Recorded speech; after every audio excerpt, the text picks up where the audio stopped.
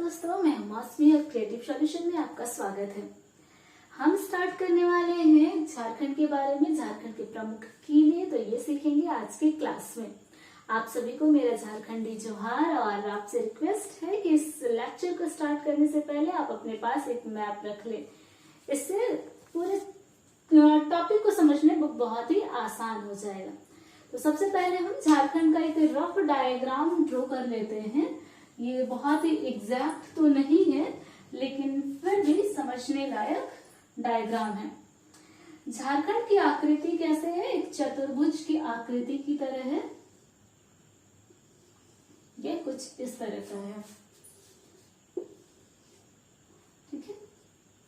इसमें यहाँ हम लोग एक साइड से स्टार्ट करेंगे और पढ़ते हुए एक कोने से पूरे को कंप्लीट कर देंगे। इसमें पहले हम स्टार्ट करते हैं। यहाँ पर एक जिला है जिसका नाम क्या है? लातेहार। लातेहार, ओके। लातेहार में दो फेमस किला है, जिसमें से पहला जो किला है वो पलामू का किला है। कौन सा किला है? पलामू का किला। अब पलामू नाम है तो ये नहीं समझ लेना है कि पलामू का किला कहीं पलामू में नहीं है, ठीक है, या पलामू में है। तो पलामू का किला लातेहार में कहाँ पर है? तो लातेहार में एक फेमस राष्ट्रीय उद्यान है जिसका नाम आप लोगों को पता होगा। कौन सा राष्ट्रीय उद्यान है? Betla national park. कौन सा है? बेतला राष्ट्रीय उद्यान। यहाँ से अगर हम चलना प्रारंभ करते हैं, कितने दूर तक जाएंगे? 5 किलोमीटर तक चले जाएं, ठीक है। तो 5 किलोमीटर जाने पर हमें एक नदी मिलती है। इस नदी का नाम है औरंगा नदी। कौन सा नदी? औरंगा नदी। इसी नदी के तट पर, यानी कि इस नदी के किनारे पर कौन सा किला है? पलामू का किला। तो यहाँ पर एक किला नहीं, 2 किले हैं। और इस किले का निर्माण जो है वो चेरोवंशी शासक के द्वारा करवाया गया है। कौन से शासक है? चेरोवंशी। और इस निर्माण का जो ईस्वी सन है वो 1600 ईस्वी में करवाया गया है। चेरोवंशी शासक में 2 राजा थे, जिनमें से पहले का नाम है प्रताप राय और दूसरे का नाम है मेदिनी राय। प्रताप राय और मेदिनी राय। तो जो पुराना किला है, ओल्ड पुराने किले का निर्माण प्रताप राय के द्वारा करवाया गया है और नए किले का निर्माण मेदिनी राय के द्वारा करवाया गया है। अब इसमें हम लोग देखेंगे कि ये दोनों मुगल काल में किनके समकालीन थे। तो प्रताप राय थे वो शाहजहां के समकालीन थे, शाहजहां के समकालीन थे। और मेदिनी राय औरंगजेब के समकालीन थे, औरंगजेब के समकालीन थे। मेदिनी राय के द्वारा जो नए किले का निर्माण कराया गया था, वो किला उस किले के अंदर में एक बहुत ही सुंदर भव्य दरवाजा था, आकर्षक दरवाजा था। वो दरवाजा कैसा था? आकर्षक दरवाजा था, दिखने में काफी सुंदर दरवाजा था। तो इस दरवाजे का एक नाम दिया गया था और वो दरवाजा का नाम क्या था? नागपुरी दरवाजा। नागपुरी दरवाजा। अब इस दरवाजे से क्वेश्चन पूछा जाता है कि इस दरवाजे की ऊंचाई, हाइट कितना है? तो ये 40 फीट है और इसकी जो चौड़ाई है वो कितना है? 15 फीट है, ठीक है। तो इसको एक बार रिपीट करते हैं। लातेहार में पलामू का किला जो है वो बेतला नेशनल उद्यान से 5 किलोमीटर दूर औरंगा नदी के तट पर स्थित है। इस किले का निर्माण चेरोवंशी शासकों के द्वारा 1619 ईस्वी में कराया गया था। और जो पुराने किले का निर्माण प्रताप राय, जो कि शाहजहां के समकालीन थे, और नए किले का निर्माण मेदिनी राय के द्वारा, जो कि औरंगजेब के समकालीन थे। मेदिनी राय के द्वारा जो नए किले का निर्माण कराया गया है, उस किले में एक बहुत ही सुंदर भव्य आकर्षक दरवाजा था, जिस दरवाजे को नागपुरी दरवाजा का नाम दिया गया है। और इस दरवाजे की ऊंचाई, हाइट 40 फीट है और जो चौड़ाई है वो 15 फीट है। इस किले के अंदर में ही एक मस्जिद का भी निर्माण कराया गया था और वो मस्जिद क्या था? 3 गुंबदों वाला था। गुंबद कुछ इस तरीके का होता है, ठीक है। देखोगे जो मस्जिद के ऊपर में होता है, कुछ इस तरीके से 3 गुंबदों वाला एक मस्जिद था। और इस मस्जिद का निर्माण किसके द्वारा किया गया था? दाऊद खां के द्वारा 1661 ईस्वी में दाऊद खां के द्वारा इस मस्जिद का निर्माण कराया गया था, जो इस किले के अंदर ही मौजूद था। तो ये हो गया लातेहार में पहला तो पलामू का किला। दूसरा एक और फेमस किला है जिसका नाम है नारायणपुर का किला।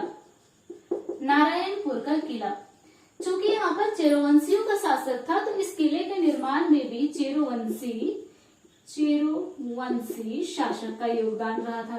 चेरोवंशी शासक जिनका नाम था भगवत राय।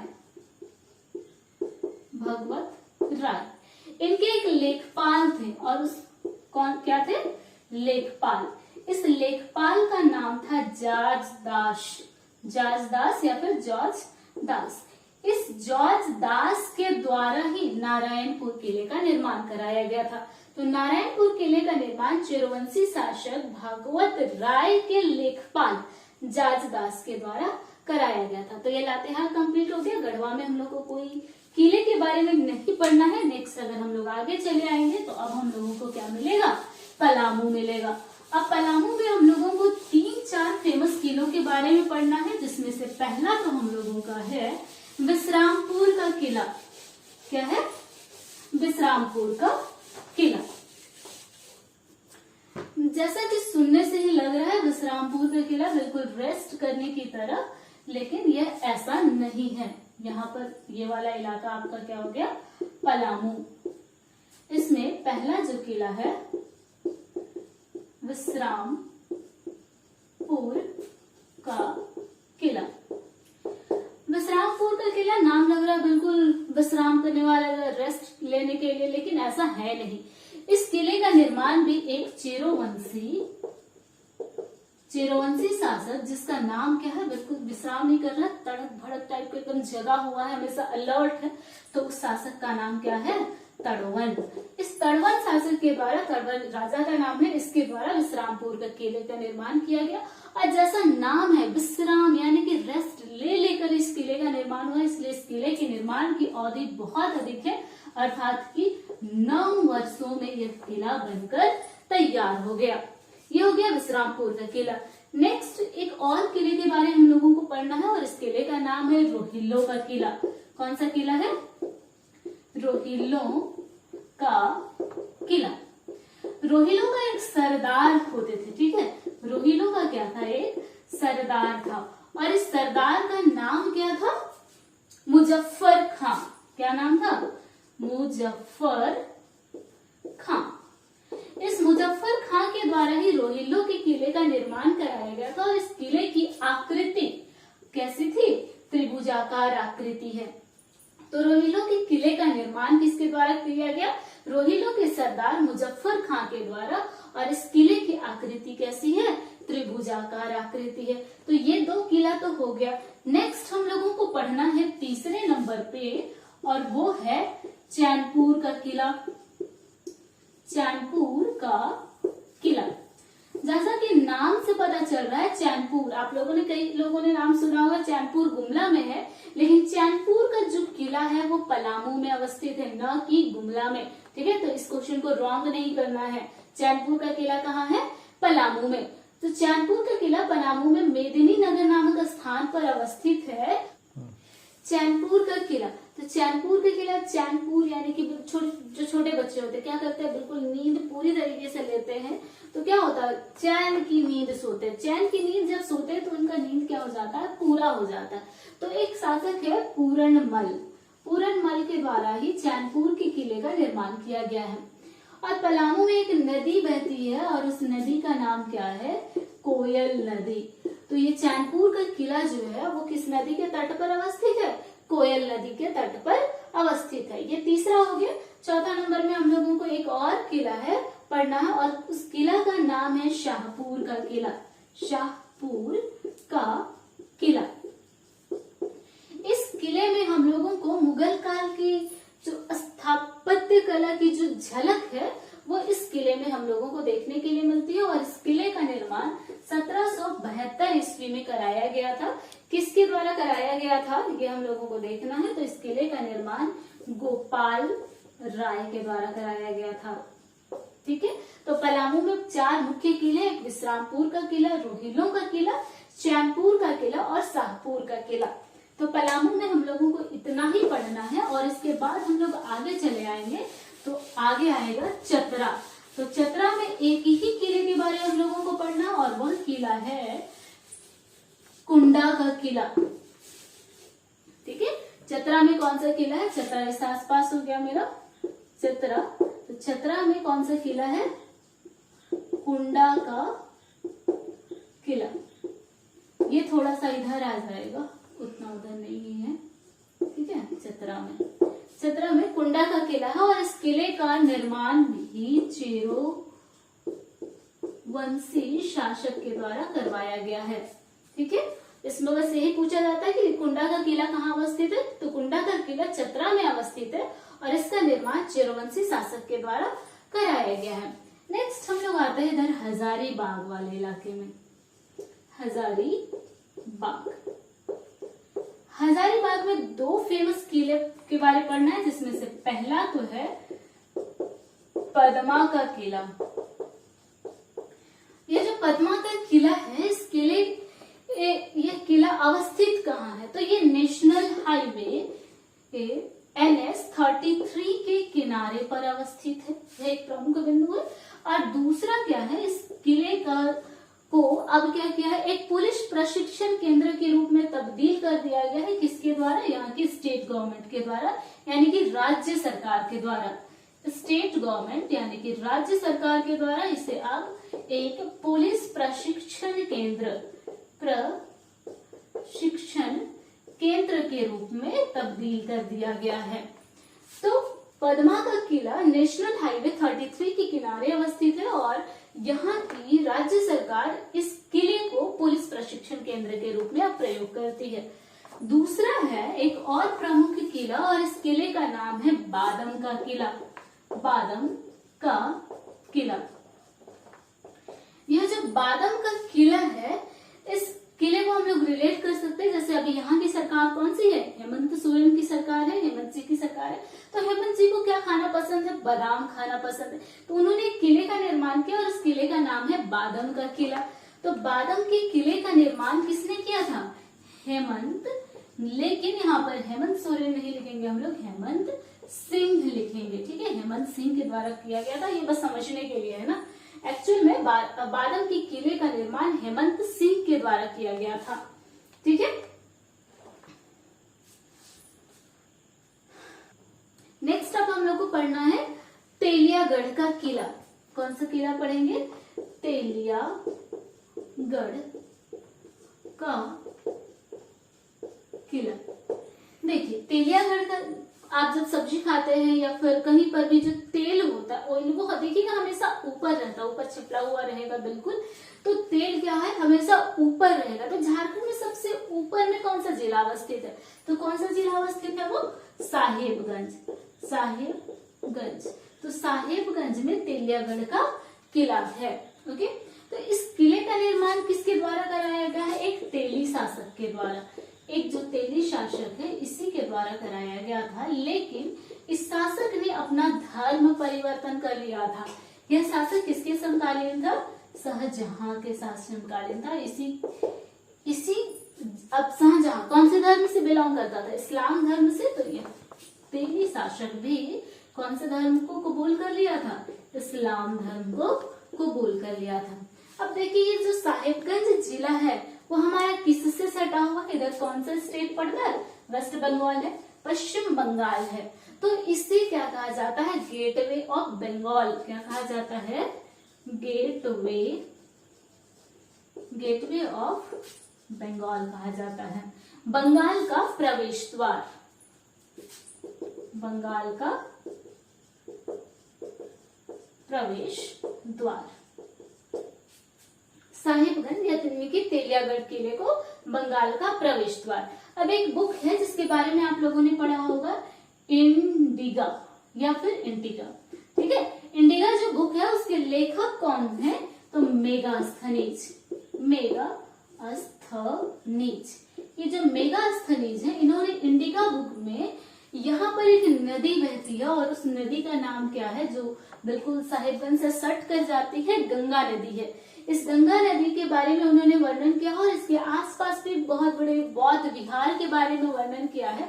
संभवतः वह तेलियागढ़ के किले के बारे में ही वर्णन कर रहे थे, तो मेगास्थनी जी ने इस तेलियागढ़ के किले के बारे में इंडिका नामक बुक में वर्णन किया है। इस तेलियागढ़ किले का वर्णन और भी एक दो बुक में मिलता है, जैसे कि आईने अकबरी और जहांगीरनामा। आईने अकबरी और फिर जहांगीरनामा। ये हो गया हम लोगों का साहिबगंज के बारे में, जो कि एक किला यहाँ पर बस तेलियागढ़ के किले के बारे में पढ़ना। अब हम लोग क्या करेंगे, नीचे चले आएंगे। तो नीचे आने पर हम लोगों को अब पढ़ना है धनबाद के बारे में। तो धनबाद किस लिए फेमस है? अक्सर धनबाद कोयले के लिए फेमस है और कोयले में भी यहाँ पर एक जगह है झरिया। तो झरिया में सबसे अधिक क्या मिलता है? कोयला मिलता है। इस आसपास हमारा क्या है? धनबाद है। धनबाद फेमस है अपने कोयले के लिए और कोयले के लिए भी सबसे अधिक फेमस है झरिया। तो झरियागढ़ का किला है। यहाँ पर एक किला है जिसका नाम है झरियागढ़ का किला। यहाँ के जो शासक थे उन्होंने अपनी प्रारंभिक राजधानी क्या बनाई थी? झरिया ही बनाया था। लेकिन बाद में इस राजधानी को स्थानांतरित करके कहाँ ले जाया गया? कतरासगढ़। कहाँ ले जाया गया? कतरासगढ़। अब दूसरा जो किला है, यह पहला हो गया झरियागढ़ का किला और दूसरा प्रमुख जो किला है वो कतरासगढ़ का किला है। कतरासगढ़ में एक प्रखंड है और प्रखंड का नाम है बाघमारा। कौन सा प्रखंड है? बाघमारा। बाघमारा में एक नदी बहती है, एक नदी बह रही है और इस नदी का नाम है कटनी नदी। कौन सी नदी है? कटनी नदी। इसी के तट पर यह कतरासगढ़ किला है और इस किले का निर्माण 18वीं सदी ईस्वी में कराया गया है। ठीक है, तो ये हम लोगों का धनबाद में 3 जो किला है वो कंप्लीट हो गया है। झरियागढ़ का किला, कतरासगढ़ का किला और पंचकोट का किला। अब हम लोग आगे चले आएंगे तो हम लोगों को पढ़ना है अब रामगढ़ के बारे में। तो रामगढ़ में 2 फेमस किला है जिसके बारे हम लोगों को पढ़ना है। तो इस आसपास हम लोगों का क्या हो गया? रामगढ़। रामगढ़ में एक तो किला जो है वो रामगढ़ का किला ही है। रामगढ़ का किला है और दूसरा जो किला है वो हमारा है गढ़ बांध का किला। गढ़बांध का किला। ये जो गढ़बांध का किला है, इस किले का निर्माण हेमंत सिंह ने ही कराया था। ठीक है, हेमंत सिंह के द्वारा करवाया गया। हेमंत सिंह एक और भी फेमस किले का निर्माण करवाया था और उस किले का नाम क्या था? हजारीबाग में कौन सा किला था? उनको क्या खाना पसंद था? बादाम खाना पसंद था, यानी कि बादाम के किले का निर्माण उन्होंने करवाया था। तो फिर और वहां से बादाम का जो किले का निर्माण करवाया था, तो उन्होंने अपनी राजधानी परिवर्तित करके बादाम से रामगढ़ किया था। तब रामगढ़ में भी उन्होंने एक फेमस किले का निर्माण करवाया जिसका नाम था गढ़ बांध का किला और इसका निर्माण हेमंत सिंह हो गया। दूसरा जो किला है वो रामगढ़ का किला है और इस रामगढ़ के किले का निर्माण किसके द्वारा करवाया गया था? तो सबल राय के द्वारा। सबल राय के द्वारा करवाया गया था। ठीक है, ये हो गया रामगढ़ का किला। नेक्स्ट हम लोग आगे आएंगे तो आगे हम लोग पढ़ेंगे यहाँ पर रांची, जो बिल्कुल हम लोगों का सेंटर में आता है। रांची राजधानी में। राजधानी में कभी भी कोई चीज डूबता नहीं, वो हमेशा कुछ ना कुछ क्या हो रहा है? उदित ही हो रहा है, उग रहा है। तो यहाँ पर नागवंशी शासक है। रांची में कौन सा शासक है? नागवंशी शासक। तो नागवंशी शासक में भी राजा का नाम क्या है? चूंकि उदय हो रहा है राजधानी में, हमेशा क्या हो रहा है? कुछ ना कुछ चीज उदित हो रहा है। तो इस शासक का नाम है उदयनाथ शाहदेव। उदयनाथ शाहदेव। इसके द्वारा क्या किया गया था? रातू के किले का निर्माण। रांची में कौन सा किला है? रातू का किला रातू के किले का निर्माण नागवंशी शासक उदयनाथ सहदेव के द्वारा करवाया गया था। लेकिन इस किला में किसकी झलक मिलती है? अंग्रेजी कंपनी थी, उसी के एक ठेकेदार ने इस किले के निर्माण में अपनी भूमिका निभाई थी, तो इस किले में उसकी भी झलक देखने को मिलती है। नेक्स्ट हम लोग आगे आएंगे तो यहाँ पर हम लोगों का क्या है, खूंटी, इस आसपास खूंटी है हमारा, ठीक है। तो खूंटी के कर्रा नामक स्थान पर, खूंटी के कर्रा नामक स्थान पर एक फेमस किला है और उस किले का नाम है तिलमी का किला। कौन सा किला है? तिलमी का किला। पश्चिमी सिंहभूम में जैतगढ़ का किला। कौन सा है?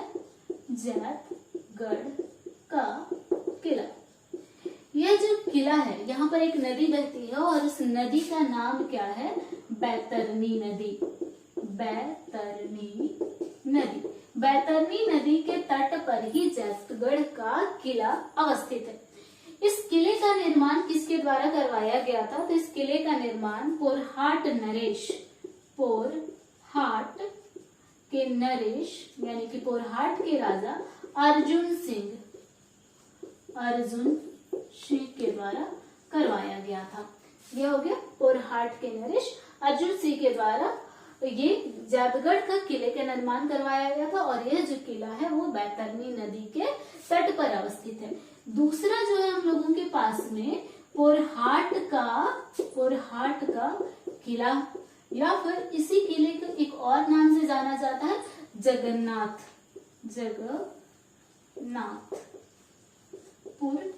का किला। जगन्नाथपुर का किला। देखिए, अब जैसा कि नाम से ही पता चला, अब जगन्नाथपुर का किला तो रांची नहीं मानना है, या जगन्नाथ मंदिर रांची में भी अवस्थित है, ठीक है, या फिर उड़ीसा भी अगर ऑप्शन दे तो वहां पर भी ये मंदिर है, वो रीतिक मानना है कि जगन्नाथपुर का किला या फिर पोरहाट का किला ये पश्चिमी सिंहभूम में है, ठीक है। तो इस किले का निर्माण किसके द्वारा किया गया था? जो राजा थे उस राजा का नाम भी था जगन्नाथ सिंह। उस राजा का नाम क्या था? जगन्नाथ सिंह। जगन्नाथ सिंह के द्वारा ही पोरहाट के किले का निर्माण या फिर जगन्नाथपुर किले का निर्माण कराया गया था। अब नेक्स्ट है तीसरा नंबर में, यहाँ पर चक्रधरपुर की एक राजवाड़ी है, ठीक है। चक्रधरपुर की राजवाड़ी, इसका निर्माण किसके द्वारा करवाया गया? तो इसका निर्माण यहाँ के जो शासक थे, पोरहाट के शासक अर्जुन सिंह, ठीक है, अर्जुन सिंह, इसके पुत्र, ठीक है, इनका एक पुत्र था, बेटा था, जिनका नाम था नरपति सिंह। क्या था? नरपति सिंह। नरपति सिंह इनके द्वारा करवाया गया था। 1910 से 20 ईस्वी के बीच में करवाया गया था। कितने ईस्वी में? 1910 से 20 ईस्वी के बीच में नरपति सिंह के द्वारा चक्रधरपुर की राजवाड़ी का निर्माण करवाया गया। लेकिन यह जो राजवाड़ी है इसको विक्रय कर दिया गया। एक शासक की पुत्री थी जिसका नाम था शशांक मंजरी। क्या नाम था? शशांक मंजरी। इसके द्वारा इस किले को बेच दिया गया, विक्रय कर दिया। इसके बारे में हम लोगों को पढ़ना है, जिसका नाम है किशनगढ़ का किला। किशनगढ़ का किला। तो ये किशनगढ़ का किला अवस्थित कहाँ पर है ये पूछा जाता है। तो किशनगढ़ का किला जो है वह चाईबासा की किस ओर अवस्थित है? जो चाईबासा के दक्षिण पश्चिम में, साउथ वेस्ट पार्ट में यह अवस्थित है, यानी कि स्थित है। लेकिन वर्तमान समय में इस किशनगढ़ जो किला है, इस किशनगढ़ किला का केवल कुछ अवशेष ही बाकी रह गया और वह अवशेष एक टिले के रूप में अब मौजूद है। गुमला जिला के बारे में, गुमला, ठीक है। तो गुमला में एक फेमस किला है जिसका नाम है दोयसागढ़ का किला या फिर नवरत्नगढ़ महल। दोयसा का किला या नवरत्नगढ़ महल। इस दोयशा किला के जो दोयशा का जो किला है, यानी जो किला है, इस किले का निर्माण एक नागवंशी शासक के द्वारा करवाया गया था और इस नागवंशी शासक का नाम था दुर्जन शाल। कब करवाया गया था? तो ये 1885 ईस्वी में करवाया गया था दुर्जन शाल के द्वारा। अब देखते हैं इस किले की खासियत क्या है। यह जो किला है वह क्या है? 5 मंजिला है। कितने मंजिला है? 5 मंजिला है और इसकी जो दीवारें है ना वो बिल्कुल कांटेदार की तरह से है। और इस 5 मंजिला की जो किला है, मतलब अंदर में 5 मंजिला भवन है और हर एक मंजिला में 9 क्या है? कमरा है, 9 रूम है। लेकिन वर्तमान में इसके कुछ ही भाग अवशेष में रह गए हैं या बच गए हैं। तो वर्तमान में कितने मंजिले हैं? 9 मंजिला भवन ही रह गया है, बाकी जो है वो ढह गया है। तो ये हो गया दोयशा का किला या नौरतनगढ़ महल। इसी किला को कहा जाता है झारखंड का हम्पी। झारखंड का हम्पी, ये इंपॉर्टेंट है, ठीक है। एग्जाम में ये पूछा जाता है कि झारखंड का हम्पी किस किले को कहा जाता है। तो झारखंड का हम्पी दोयशा का किला या नौरतनगढ़ महल को कहा जाता है। इस किले का निर्माण नागवंशी शासक दुर्जन शाल के द्वारा करवाया गया था 1885 ईस्वी में। 5 मंजिला भवन था, लेकिन अब वर्तमान में केवल 3 मंजिला ही बाकी रह गया है। प्रत्येक मंजिल में 9 कमरे थे। यह प्रत्येक मंजिल में, पूरे 5 में नहीं, प्रत्येक में था। हर एक first, second, third, fourth, fifth, इस तरीके से। और इसी किला को संरक्षण भी प्रदान किया गया है, सरकार के द्वारा संरक्षण मिला हुआ है, संरक्षण प्राप्त है ये किला, ठीक है। ये हो गया पहला किला। अब दूसरा किला के बारे में हम लोगों को पढ़ना है, पालकोट का किला। पालकोट का किला फिर महल कहा जाता है। यहाँ पर भी एक नागवंशी शासक थे, चूंकि ये गुमला सिमडेगा वाला इलाका का क्या है, नागवंशी, यहाँ पर नागपुरी भाषा बोला जाता था, नागवंशी शासक पाए जाते थे। तो नागवंशी शासक थे, नागवंशी शासक जिसका नाम था यदुनाथ शाह। इन्हीं की राजधानी थी पालकोट में। तो उन्हीं के द्वारा पालकोट का किला या पालकोट महल का निर्माण किया गया था।